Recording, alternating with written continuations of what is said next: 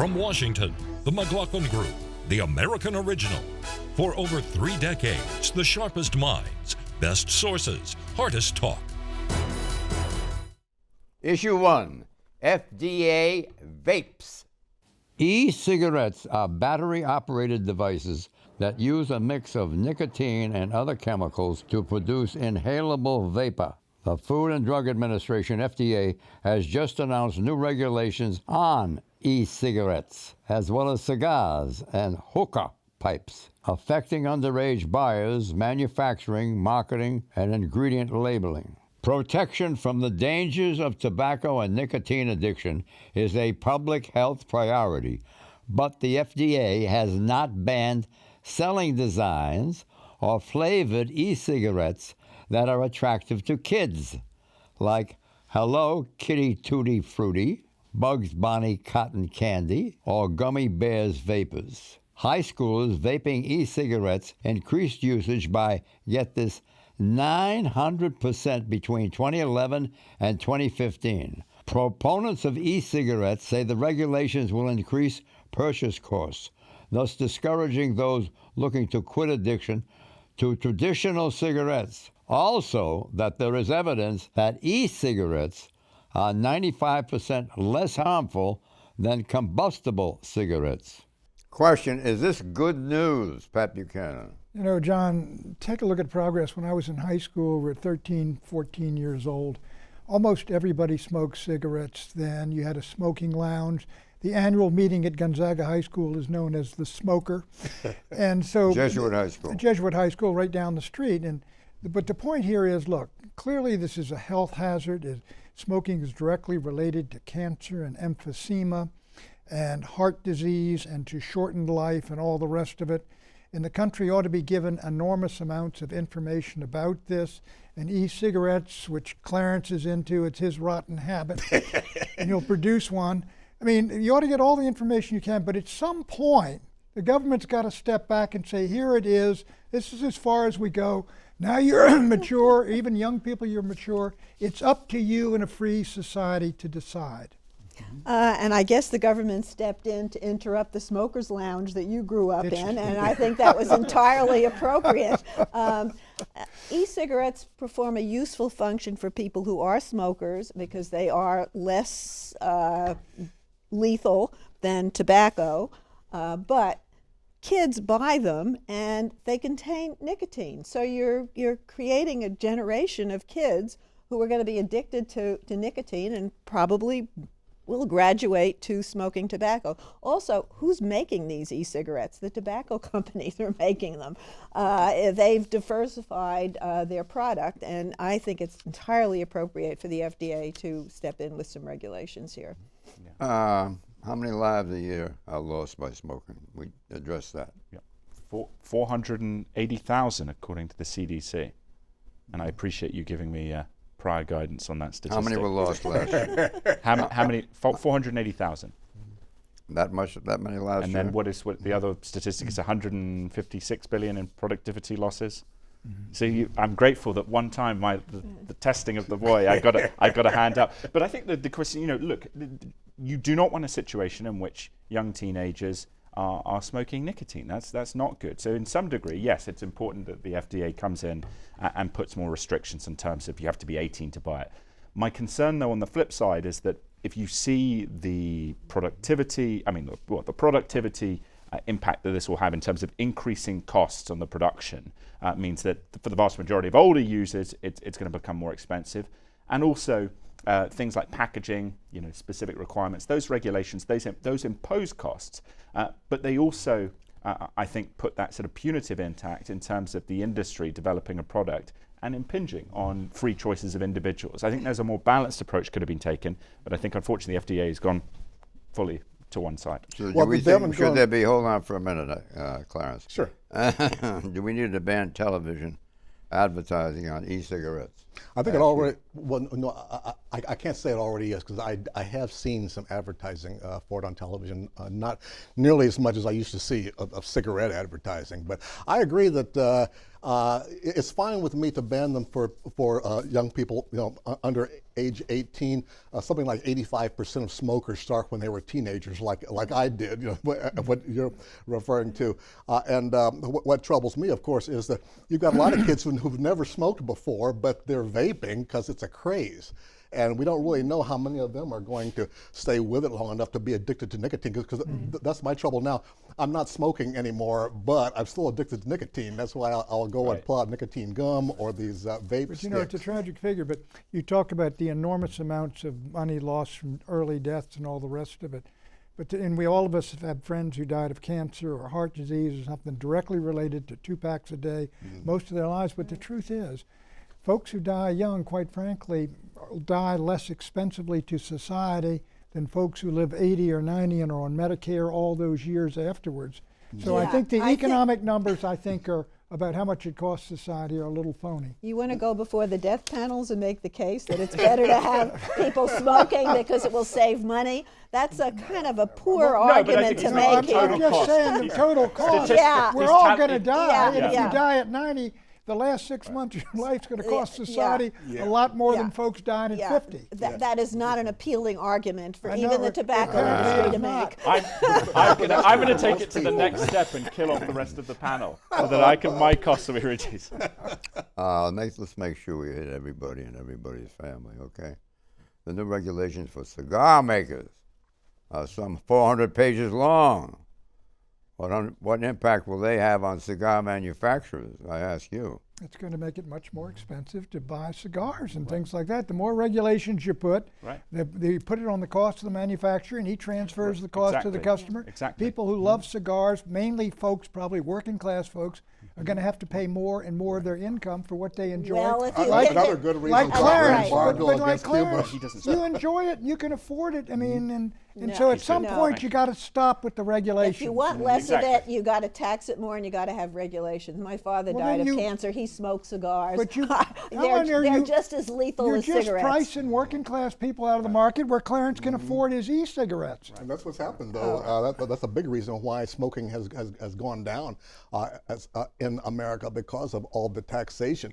At the same time, though, like Eleanor said, tobacco companies are covering their losses by encouraging The same thing is e-cigs. with alcohol. Look, everybody knows alcohol also shortens life. The problem with alcohol, of course, is you can kill somebody else when you're drunk in a car and had too much to drink. That's right. But you keep taxing it and all the rest of it, and that's got a real problem attended to it as well. But Or you can also are we kill going to stop somebody all else. Well, if that we're too? going to look at economic inequality in this country, I think there are other places to start than the fact that mean, poorer people have to pay Don't more go, for their don't alcohol. go into your Bernie Sanders routine now. Regulations have a really punitive impact, and I think that is a debate. Sure. And it's obvious. You look at California, construction of properties versus Texas, the exodus of wealth. But regulations matter, and they affect those there lower are rungs. some behaviors you want to encourage and some you want to Right. discourage. You should These are discourage. public health issues. But we shouldn't and the fetishize regulations. And the regulations should discourage them. The Is the FDA is on Obama very admini- strong footing here. Sorry, did I cut you off? No. We don't want you to be deprived of any part of your locution. You did finish what you were saying. I did. Good. Is the Obama administration on a regulatory binge? Yes. Yeah, well, he's de Blasio squared. Of course he is. Yeah. In a complicated society, you need to protect the public. That requires regulations. It's not a binge, it's appropriate. Well, I remember under the Bush administration, they deregulated aviation too far and had to put a lot of the safety regulations back in. So there's a reason for these regulations, and we can reasonably debate, what is most appropriate. But I feel like stop me before I smoke again. I'm not against anti-smoking regulations. But these regulatory obstacles, and I think it has to be the great example for conservatives to take the lead and at the state level, federal ultimately, in terms of saying, no, look, look at this regulation, look at the punitive impact it is having, and this is why you want to repeal it. Have the debate. I think there's not even going to be a conservative campaign against these regulations in the great not the scheme of e-cigs, but broadly on well, regulations. that's been the You don't know conservative Donald song Trump. for a long time. We'll see what President Trump feels about this. Did I quote the figure of how many American lives are lost per year by smoking? It's a lot. Yeah, Tom did. Tom did. What did he give? You know, 480,000. Again, John, everybody in America is going to die. And what this says is some are going to die earlier, and if they do, it's tragic, But in terms of economics, it is less expensive. Yeah, I'm not but so we sure can because do says I'm not this? so sure because those last months of life are the most expensive That is on true, average, yeah. no matter But how that's it. old But you the are, old right? folks, it goes on and on. I mean, Yeah, you're on that's right. Medicare for decades these Whether days. you smoked or not, I mean, it cuts Exactly. both ways. Well, I think one other thing, though, we talk about, the undercurrent here that throws throughout is, unfortunately, there isn't enough personal responsibility. These parents should be paying more attention to what their kids are doing. Ground them. But Oh, also wait till people. you have But kids. well, let me. Wait till you become a parent, All right. Tom. I Well, can't wait. all right. I'm going to check Actually, in on I guess you. I I'm going don't- to check in on you, pal. I tell you. Clarence, I yield to that. I don't have enough experience there. But I would also say my generation, for example, one big problem we have is the casual use, not so much in DC because of security clearances, but in other major American cities in terms of cocaine use, that it's fashionable, that it's okay. The problem, I think, with that is instead of, yes, it should be illegal, but at the same time, there needs to be much more of a public campaign of awareness to millennials in terms of where those people like FARC and where those drugs are coming from and the horrific abuses and corruption and political destruction that Let me say funds. that you got to be very, very careful how you advertise to millennials But, when you start the advertising truth the is- dangers, because a lot of the early anti-smoking commercials, it turned out, actually encouraged kids to go out, Yeah. go out and smoke Yeah. But inadvertently. the So reason you have terrorists and criminals and Yeah. cartels and all that is because you outlaw cocaine. If you didn't, Well, if the if funding- you that's didn't, the you'd debate. have guys down the street selling it. Well, but right. here's the question, though. The libertarians would argue that. Yeah, no, and I think it's actually something you have to consider. But my concern is also, if you look at the statistics, that people on drugs are more predisposed to commit crime. So there is a public This protection is going element pretty in terms far of afield, Yeah. pretty far afield from Clarence's vaping. email cigarette. As long as you bring it up, though, Yeah. we have a problem now with prescription drugs leading to illegal consumption, like OxyContin leading to heroin, because the same impact, but it's a lot cheaper. So it cuts both ways. Here's the question. Should Congress overturn this regulatory overreach? Yes or no? Congress can't do anything, I don't think, without a president. Well, They don't have one now. We do have a president, but the answer is no, regardless of who the president is, and we do have a president. It should be illegal until you're 18, but yes, they should overturn the majority of it. And Yeah, I don't see any sympathy out there for the nicotine producers. I mean, some of the most hated people around, perhaps worse than the gun industry. It's really so. I don't think this is overreach. I think the government is correct in trying to discourage smoking. I wouldn't put anybody in jail for it, though. Was my question Congress or the president? It's Congress, Congress but it or the takes, I think president, the both Was have my to president would have question to sign Congress it. or the president? This president won't. What did you actually ask? Uh, I think you said Congress. rein I'm not in sure. the FDA. As I said, John, you'd have to have a president who would agree with what Congress did, and we don't have that right, president. exactly. Okay. All right. When we come back, Thank goodness. Warrior Olympics.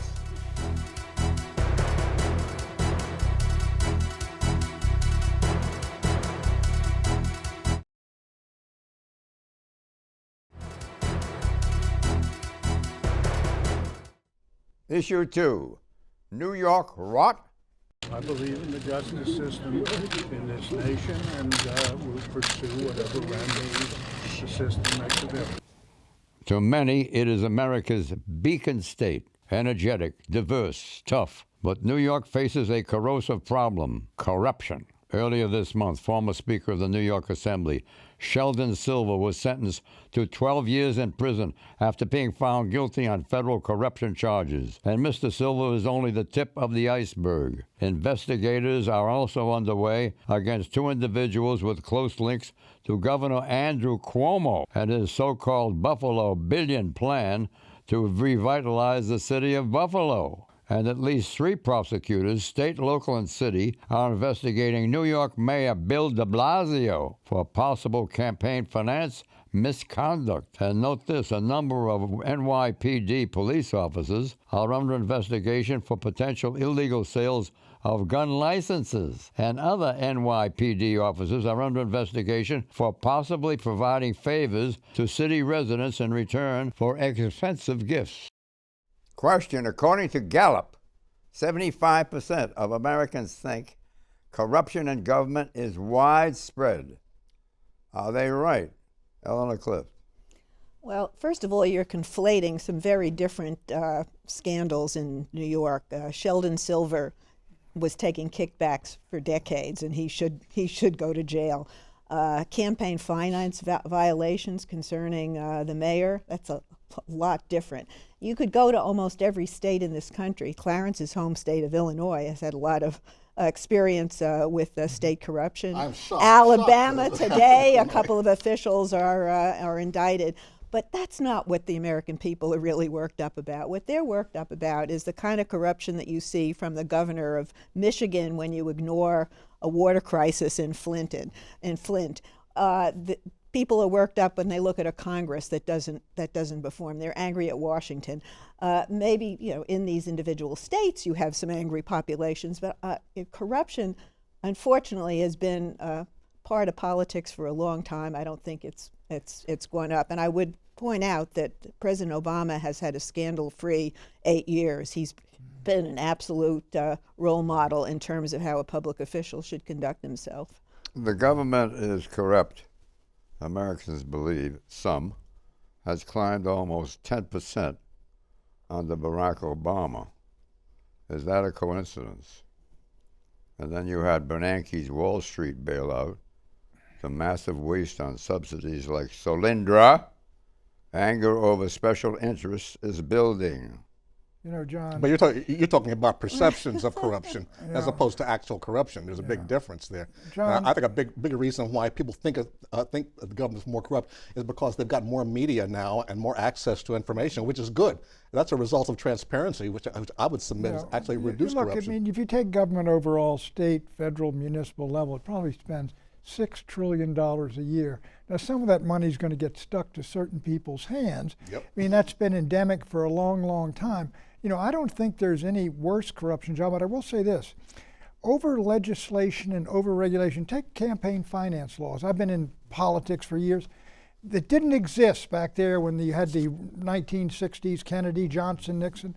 I mean, there are 10,000 ways you can violate those laws, not even knowing what you're doing or making a mistake. Take McDonald, the governor of Virginia. I mean, apparently he had a buddy gave him a watch and stuff, and he did a favor for the guy, and all of a sudden he's in jail. Things that were normal are now criminal. Yeah, Some of that should be Actually, the thing about Virginia is that kind of activity had been legal for so long, Exactly. and it's still in that gray area, whereas it's illegal in other states. Exactly. So again, what do we mean by corruption? Well, maybe Governor McDonald shouldn't be behind bars for a decade, but to portray what he did as, just taking a watch, and the next thing you knew, he was being indicted. He took tens of thousands of dollars for personal use, and I don't think the taxpayers like that. Well, I think the unique thing about the United States is that if you look at, for example, New York City, the greatest city in the world, I would say that, but Moscow, for example, can you imagine that? I mean, the corruption in Moscow, corruption in London, Paris is far greater and far less scrutiny, both in terms of media, because there's a lack of ability in terms of lawsuits. Wasn't your prime minister's defamation. father found out to have an account down in the Panama Papers? I'm American. I'm going to tell you again. Yeah, right. But look, I there believe is, you, Dan, but also because of the NYPD, Internal Affairs, FBI, there is that opportunity. But yes, wherever it happens, it is outrageous. It is a betrayal, and I think the juxtaposition is the young 18-year-old, 19-year-old soldier, female, male, who makes that oath, and the person in Congress or the Assembly who makes their oath, and that betrayal. That's where it becomes foul, and that's why it requires very robust Have scandals like the IRS targeting of conservatives and the Justice Department Operation Fast and Furious played a role.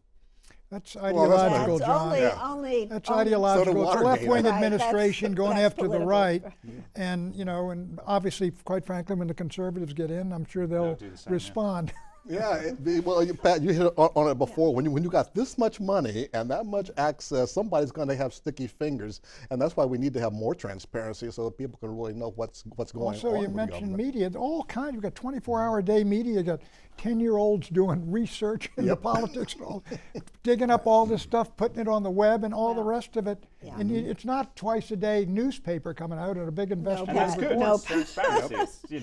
No, exit question. But I'll tell you this, John. One point. Excuse me. Exit question. By lying to Americans about being able to keep their health insurance to get his legislation passed, did President Obama contribute to distrust of Washington? No, You he still got contributed. that burr in your saddle, don't you? He contributed to distrust of himself.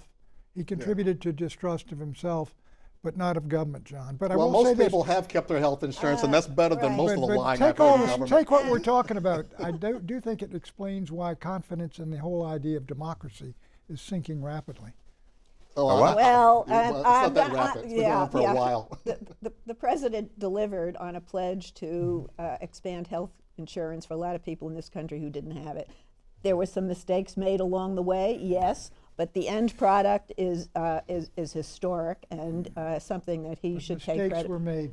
Yeah, but the difference is Everybody He all right? Quickly, we're overstated getting out. that, but very few people actually lost their health care. Yeah, I think what Pat says, the destruction trust, I want to come back to Obamacare another day.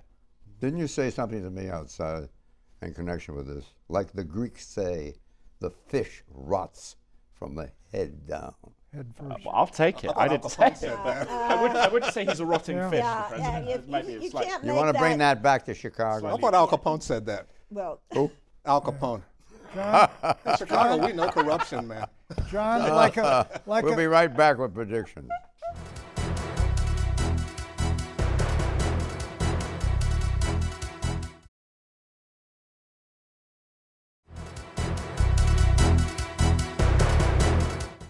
Predictions, Pat.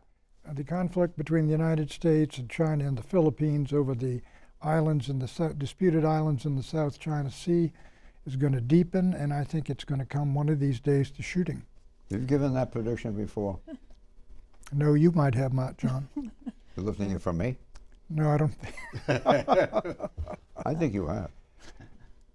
well, I'm going That's all right. I mean, so far, no charges will be brought. Okay. Well, I've I been will on the show referee that. 33 years, John. George W. Bush got 40% of the Hispanic vote. Mitt Romney got 27% of the Hispanic vote. Donald Trump will be lucky to get half of what Mitt Romney got, which will doom him as a winner in November. Yeah, I think the debate over Obamacare is going to be a really tough one for Hillary Clinton coming up to November increasingly, because it's an economic touchstone issue, and I would say it poses issues of inequality that are troubling for her. I predict that vaping will be banned because it's just too good to last. Really? Yeah. Well, we'll They're check going to out. find something wrong with it. We're gonna check out vaping right away. Orthodoxy Yeah. against hedonism. They're going to find something wrong I with it. predict gold will boom in price this year as investors come to realize that central banks the world over, including our own Federal Reserve, have no clue how to return the economy to normal. Bye-bye.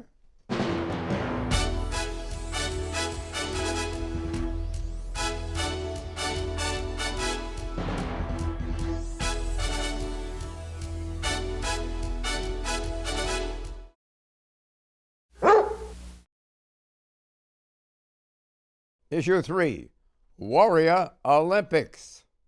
Like Prince Harry, I am so incredibly inspired by all of you. I'm inspired by your courage, by your love of country. Gathering in Orlando, Florida this week, wounded U.S. military personnel and veterans and their allied counterparts competed at the 2016 Invictus Games.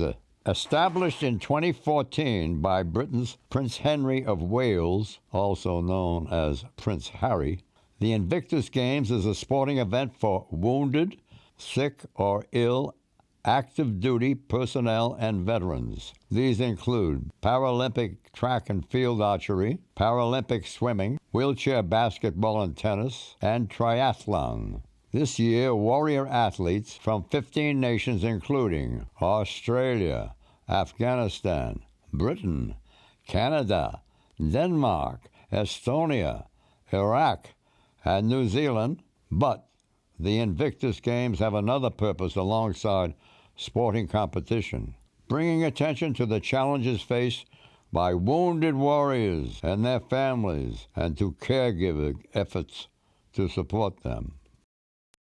Question, what does Orlando show us? I ask you, Clarence Page. Well, it shows us what skill, stamina, and determination can bring to some very courageous and just terrific wounded warriors there, and how all the rest of us can show our appreciation.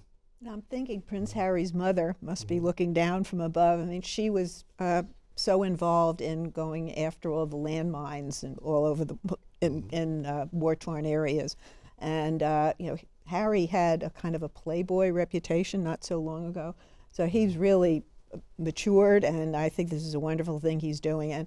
And I give a shout out to Michelle Obama and also Jill Biden, who have really worked over these last 8 years on behalf of veterans' causes, because there's a lot of need out there, as those images showed us. I think Harry, John, was a pilot, helicopter pilot in Afghanistan. And then a forward air control. Yeah, and I mean, it really shows the old British tradition, going all the way back to Harry at Agincourt. Huh? But really, that the royalty fights alongside the troops. It's a great tradition. I think Prince Andrew, who was a Agincourt Prince dysentery. Prince Andrew, I think, was down in the Falkland Islands when they took those back. But it's a great tradition, and this young guy who's been in a lot of antics and clown acts out in Las Vegas is doing a wonderful thing here. But it also shows something else, John, is see all these fellas now, we save so many more wounded and injured in combat. I think World War II, 1 died and 2 were saved, but now with the helicopters coming in, the medevacs, all these things right on top of it, removing, you save an awful lot more folks, and so you have a lot more folks to take care of. And thanks to a lot of government regulations, people with all kinds of disabilities are not hidden away. They're out and very much part of life. Well, and I think but it those also games requires, are showing I think that. innovation, a lot of it is military culture, right, where you predominantly have young men, increasingly young women, who've also, served in the front lines very courageously, but showing these individuals who've served the country that just because they have had a serious injury, or they've been wounded seriously, either psychologically or physically, nothing is over. It's a change, and that warrior spirit, hyper competitive. It's not a fun game smiling. They want to win, and it's making that reality important and showing people that their path going forwards, that the country values them in tangible ways as well. It's not, you're not just sort of a hand round somewhere. You could not be more right.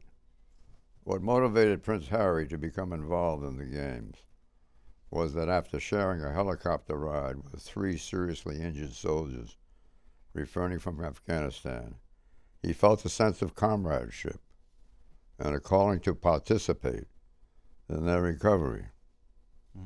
Yeah.